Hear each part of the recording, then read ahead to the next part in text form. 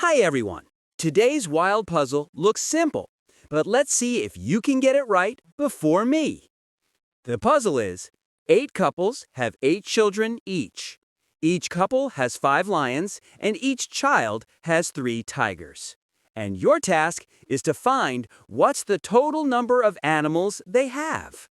Pause the video. First, try yourself to solve this and comment your answer. Hit like and subscribe for more challenges. And in the end of its cracking, you have another puzzle for practice. So stay tuned. Let's crack this now together step by step for easy understanding. In the first part of the puzzle, we are given that there are 8 couples.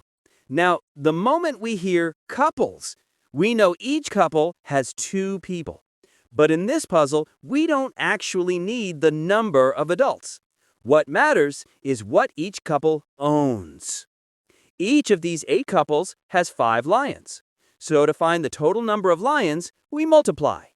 8 couples times 5 lions equals 40 lions. Now let's move to the second part of puzzle. Now each couple has 8 children, which means 8 couples times 8 children equals 64 children.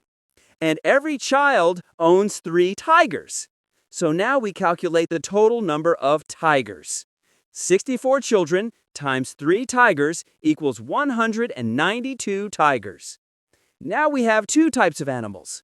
Lions owned by the couples, tigers owned by the children. Now the final step. Add the lions and the tigers together. 40 lions plus 192 tigers equals 232 animals. So the total number of animals in this entire puzzle is 232 animals. So the correct answer is 232 animals. Did you get it right before me? Tell me in the comments. If you didn't, no problem. That's why we do these puzzles, to learn while having fun. A lot of people make mistakes here by mixing up couples and children or forgetting to multiply correctly. But the key is understanding the structure. Couples to children to animals. Thanks for watching, and I'll see you in the next puzzle.